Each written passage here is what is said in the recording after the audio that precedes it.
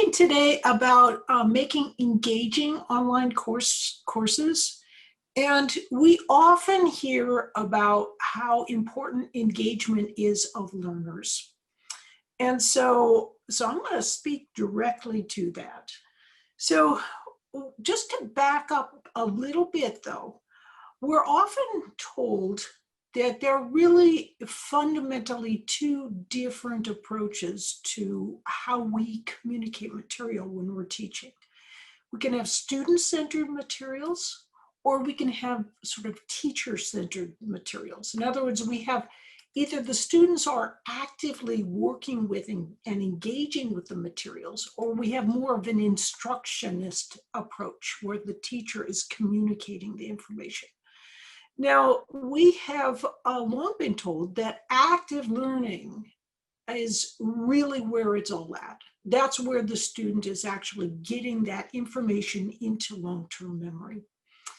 But there was a massive study done in 2006, which the title says it all: Why Minimal Guidance During Instruction Does Not Work. In other words, active approaches of the kind that we're usually used to, like constructivism, discovery, problem-based, experiential, and so forth, those have been shown not to work very well. So why do we keep pushing active learning? What's going on here? There's actually even a bigger conundrum. There was a paper published in 2014 by Freeman and Associates, and this one says, it's another massive meta-analysis that says completely the opposite. It says active learning increases student performance in science in the STEM subjects. So that is almost diametrically opposed to the other massive meta-analysis that I just presented you with. But if you look at the finer details of this, what you'll see is that in this study, the Freeman study, what was counted as active learning was anything that was 10% or more active engagement in the classroom. That meant if you used clickers in your class, you could be counted as having active learning, lots of active learning going on in your classroom. They didn't actually even measure how much time was spent in active learning. So what we often hear from people is something like this. We have lecture, we have 60 minutes of lecture or 2 hours of lecture, and students don't learn very well that way. And it's true. So then what we hear in contrast is that we shouldn't do that. We should instead have active learning. It should be active. But should it really be active? Should everything we do be active for that entire hour or 2 hours? How about something like this, where we have like a little bit of lecture, some active learning, a little bit of lecture, active learning, and so forth? This shows quite a bit of active learning. But what's the balance? Should we have maybe more lecture and less active learning, but still some of both? Or perhaps even just sort of mixed in almost the same amount of time for both? Any of these mix and match approaches, this is all called direct instruction. And depending on what perspective you come from, you can say this is all a constructivist, or all the teacher is giving this and framing this. But the reality is that it's a give and take between the instructor giving information and the students absorbing and actively working with that information. In fact, this name for this mixture of things, direct instruction, has a long and rich tradition, and it has been found to be one of the most effective, by far, approaches to use when you're trying to teach people. So let's explore this idea of direct instruction just a little bit. I want to give you a little bit of related background so you can understand what I'm driving at. When you're talking about something like STEM instruction, science, technology, engineering, and math, at least in the United States, the tendency has long been for decades to try to make these materials more engaging by making them more fun. So you throw eggs off of buildings, you do all these great experiments, and then you get to college and it's something of the math and science death march. So the thing is that is often forgotten is that there are different types of knowledge. There's different things that people have to learn. For one thing, there is something that I will call the easy stuff. And easy stuff is actually not all that easy, even if it seems easy to us.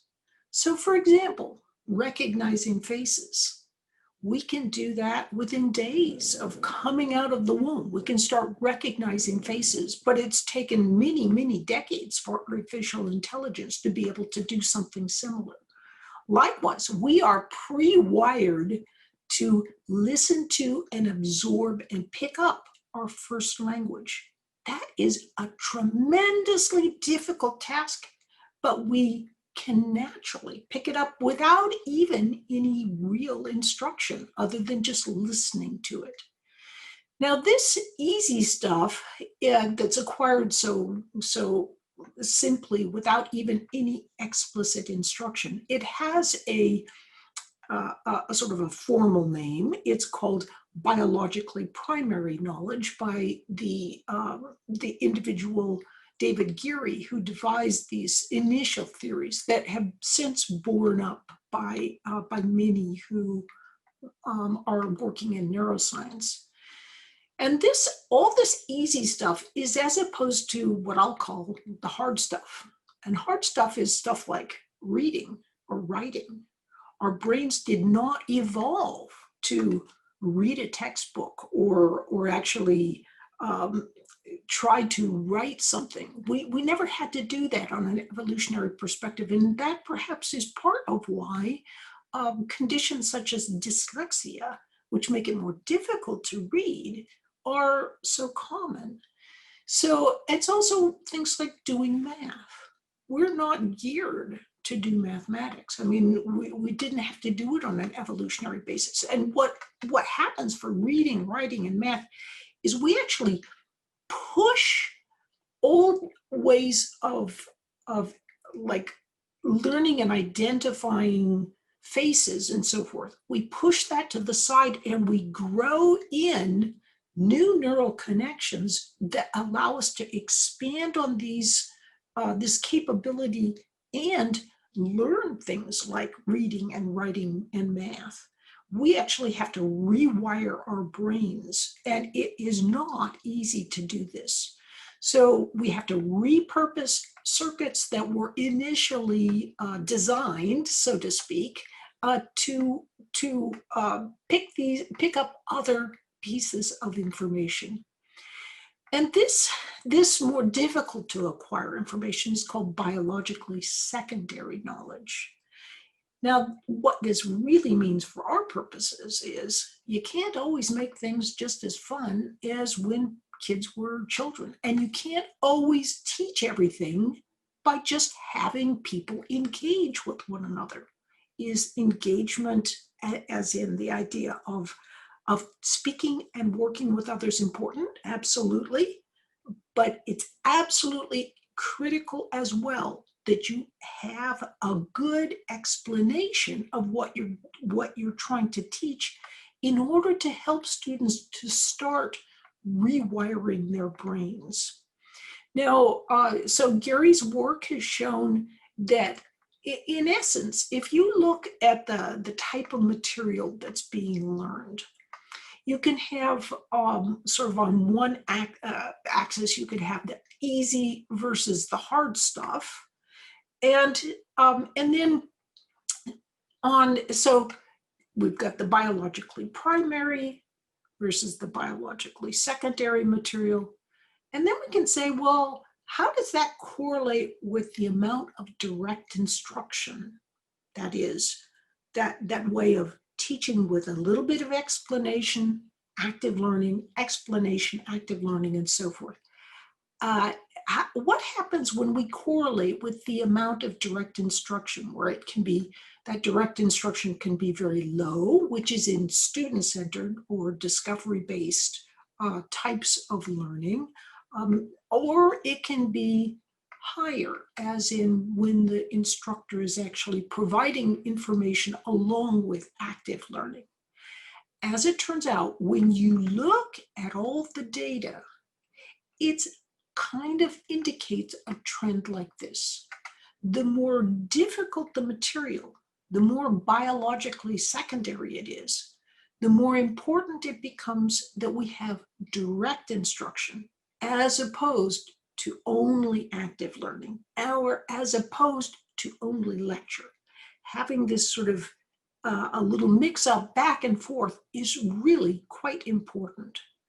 So, of course, there are other factors that also have a bearing on how well students learn. For example, time or working memory capacity can have a big influence on how well you're able to pick up new material and how easy it is for instructors to reach students. So if we look back at that idea of direct instruction over a 1-hour class period. So notice I've got sort of a mix and match, the exact amount of time for presentation versus active learning. No one can actually give that concrete data because it depends on so many factors, and even individuals who are amongst the best of knowing about that interweaving of active and presentation, they don't themselves know what the proper percentage is. We just know that some of that back and forth is really important. So what this means from our perspective is, though, that if you look, there's kind of, let's just look at one of those little presentation pieces. That presentation piece is actually important. We've got the active learning piece, the presentation piece. What we often hear from people who are trying to encourage the production of better MOOCs is that we should be improving the engagement of students through enhancing those active learning squares, those portions of active learning. But actually where MOOCs excel is in their presentation. They can provide presentations that are world-class. So yes, we should be working on the active learning portions, but what people often watch is the videos. And there's a reason for that. And that is that your working memory, you can kind of think of it like an octopus. It creates sets of links, connections in long-term memory. And those sets of links are what you can draw up whenever you're thinking about an idea and you need to actually work a problem or speak another language or do that pirouette as a ballerina, should you so desire. The thing is that when you're looking at a video, that octopus of attention has approximately 4 pieces of information it can hold on to. Some of those that it can easily hold on to are verbal, what it hears. Others are visual, what it sees. If you have verbal and visual, what that can do is that can enhance the student's, that student can hold more information in their working memory because they've got the verbal, they've got the visual, and they can hold more in mind at once and learn more effectively and more easily. So in summary, I just want to say, social engagement is critically important, but we have to make sure, sometimes people will talk about the importance of social engagement because it's really hard to make good videos. So it's a lot easier to just talk about, hey, we should be social engaged. We should, and they'll kind of put some documents online, have an interview, because an interview is a video, right? But they don't actually take the time to create good materials that give you that direct instruction, that presentation portion of what you need to be learning in order to learn something well. So be careful in your MOOC making that you're so involved in trying to engage your students that you forget that the very first thing that will engage them is if you make powerfully engaging videos that show them that you're actually going through the effort on your side. And so it's reasonable to expect that they can engage on their side. So remember, MOOCs especially excel at presentations. So build on that.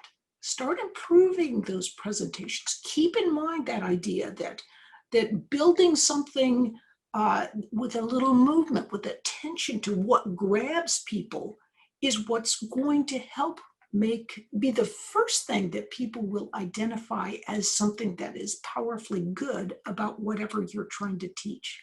So remember, it's time to start improving presentations. And with that, I thank you.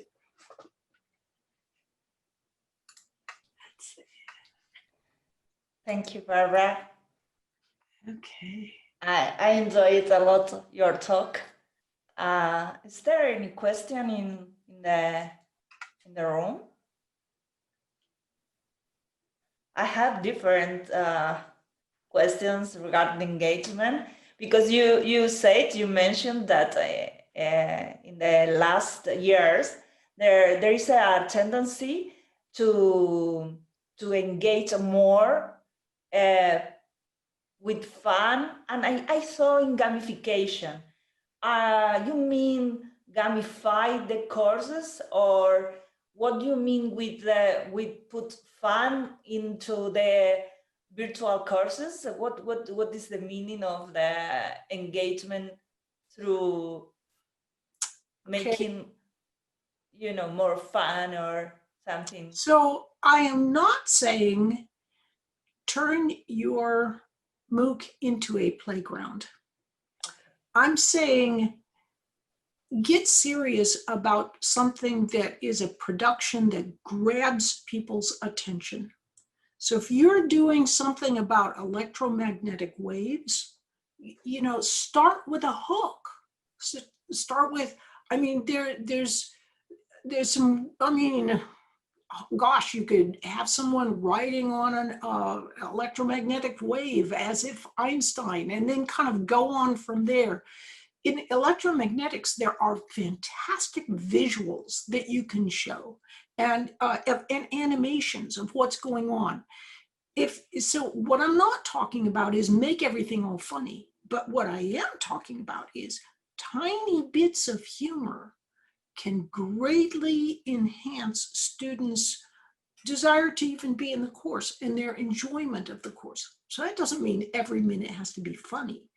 But if you judiciously sprinkle a little bit of humor, just a tiny bit, in every one of your videos, students will be like watching your videos just because they know somewhere in there's going to be something funny. But more than that, it's like, why do you have just pictures? Why do you show a picture? Why can't you have something that's animated, a GIF? Those are the kinds of things that if you're making a MOOC, you've got economies of scale. You can make these kinds of animations. And I think people sometimes think, oh, it's really tough to make an animation. It's going to cost a lot of money. Actually, a lot of times you can make your own animations just by using PowerPoint's export feature, and you can make your own GIFs just using a presentation. And it's usually not too bad to find a very high quality animator who will help you so that you're not just sitting there pulling a bunch of stuff off of Getty Images and showing the same old pictures over and over again. So, attention to detail and using a bit more of more flair, more excitement, more everything. Some MOOCs I see are incredibly flat. I mean, they'll just plop things on a screen and a huge, really complex image. And the instructor is just reading away like this, and it's totally boring. And we've got to move past that. And we can move past that, and we will move past that because it's a very competitive world in the MOOC world. Yes, it is. I agree. I agree. You mentioned that we need to improve the contents. We need to work in videos more. I think that maybe simulations, but not only the content, maybe the communicator, teachers or instructors as communicators. I think that what do you think about our abilities, our skills as good communicators? Because I think if you have a narrative behind you, and you have a strategies to communicate better than others, you content and your course could be better than others in this very competitive world. What do you think about it? Well, one thing that surprised me, if you had ever seen me, I am like a very shy person who has over the years spoken enough that I'm more comfortable being in front of people. If you saw the first footage of me looking into a camera, you would have thought I was looking down the barrel of a shotgun. I mean, I just looked terrified. My voice kept doing this because I couldn't control it. I was so, when you get afraid, your vocal cords tighten up. And really, I mean, if I can do it, it's not saying anyone can do it, but a lot more people can do it than think they can do it. A part of it is just practice. It's like flying a plane. The more airtime you get, the easier it's going to be for you. And just watch and use the same analytical skills you use in learning your topic to analyze your teaching online, and you'll be amazed. Within weeks, you will be like, even your face-to-face teaching will improve by simply watching some of the things that you do on video, right? Yeah. That's a crutch word that's very often used, and so I'm guilty of that myself. Yes. Can I ask you a question, please? Yes. You just did. You can. But you can ask another one. Hello, can you hear me? Yes. Yes, yes. Okay. First of all, thank you for your presentation. That was so interesting for me. And actually here is almost 10 p.m. We are a little bit sleepy, but the topic was so interesting. That's why I was enjoying. I have a question regarding to one point you said about the social engagement. I would like to ask you, because I'm also working on this point, which tips and which tools you can introduce or you have experience for this social engagement? So one of the most important social engagement ways we have of social engagement on MOOCs is the discussion forums.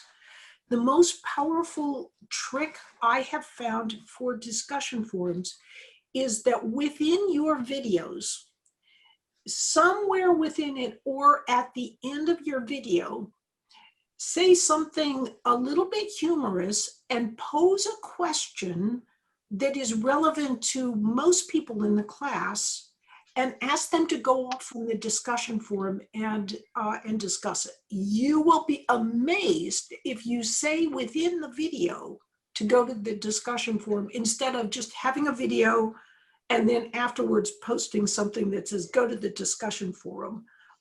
It's, I think, embedding what you say in with the fact that there's a discussion forum that's I think one of the very best tricks I've found in my discussion forums on the courses where I do that.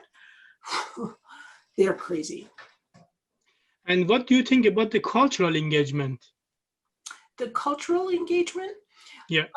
So learning how to learn has had, if you count all the platforms, it's over 3 million people now. And there are spin-offs in other languages. And I can tell you that zombies don't play as well in China as they do in Spain. But I mean, all joking aside, the course seems to be really well received worldwide. And I think the reason for that is because there's lots of carefully thought out visuals. So it doesn't matter if you don't speak English that well. And then B, I'm not one of those speakers that speaks really fast. I mean, if you ever heard some people and I'm just like, how does that tongue move that fast? Because mine can't. And so what I did was I used a teleprompter, read along as quickly as I reasonably could, which sped up my speaking into the 150 to 185 per minute, words per minute range, which is generally accepted to be good. And, but I'm very lucky. I have a pretty neutral American accent. So I don't speak too rapidly. I have a neutral accent. There's lots of humor, but it's visual humor. I mean, face it, a good pratfall is kind of funny no matter what language you speak. So it's kind of like that. So I've been shocked, to tell you the truth, at how widely accepted in many different cultures learning how to learn actually is. And I think that speaks well to the fact that it is possible to reach broad audiences with a MOOC.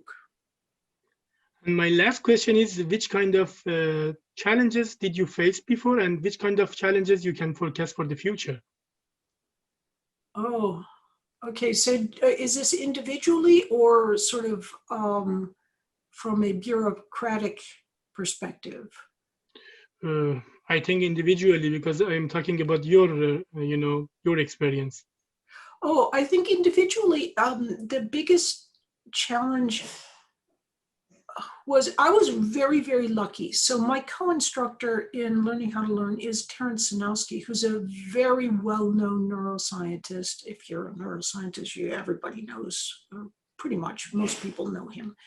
And he opened doors. So even though I am not from a elite upper tier university. I'm from Oakland University, and our claim to fame is that we take people from the surrounding area and we help, amongst other things, turn our local Michiganders into really good engineers. So I'm not an elite instructor. I'm not an elite professor. But, and so I think that actually there's a world of magnificent instructors out there just like me who are not lucky enough to have that colleague like Terry Sanowski, who opened doors so that I was able to teach on a world-class platform like Coursera. And I think once we find ways to allow some of this incredible talent from universities like mine to get out there, that MOOCs will very rapidly begin to improve even more. Thank you so much.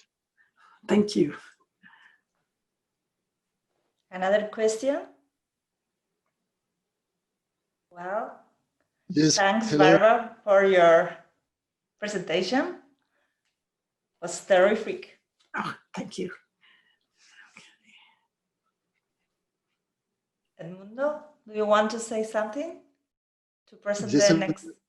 Yes, I would like to ask the last question, but maybe better to wait for the for the last roundtable, no discussion for the time that we have in order to ask more questions. Oh, go ahead and ask now because I may. I've got to go off to another meeting. So. Yes, I know. Barbara, thank you very much for your presentation. For your presentation, it has been a pleasure to listen to you. My question is about how to engage better to my students, because now I have begun with the online classes with 300 students. So it's about the application of the flipped classroom technique.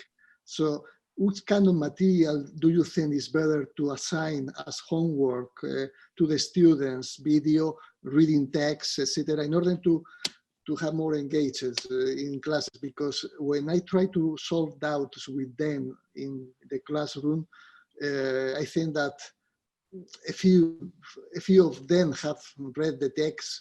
So I think it's better to propose them a video or another thing, another kind of resource. So that's a great question. Personally, what I've found is I make videos and I assign the videos. And then when students come in on flipped classes, the first thing I do is give them a test every week. So they have videos assigned. And then when they come into class, we might cover a little material, but then they have a test. And that's each week. And that prevents them from procrastinating. And that also signals to them that if they don't watch the videos, they can't pass the tests. So I found that this kind of, this approach works really well. Here's what I do. So the thing is, you have online quizzes probably as well, but students can cheat on those. So what you do is you take their online quiz scores at the end of the semester, average them. You take their actual in-class quiz scores, you average them, whichever, if their online is higher than the in-class, it gets reduced to the in-class grade. Mm-hmm. So, and I can send you, just pop me an email. I can gladly send you a syllabus that describes this. But what this does is if students cheat, it doesn't help them because they're still going to get that same grade that they get. So it's only when they are in front of you. And students will complain like crazy because they're like, well, then why don't I do the quizzes at all? And I'm like, well, just don't do the online quizzes, because then it will all only depend on the class grade, but that's as it should be because we can monitor that. Okay, thank you very much, Barbara. Thank you.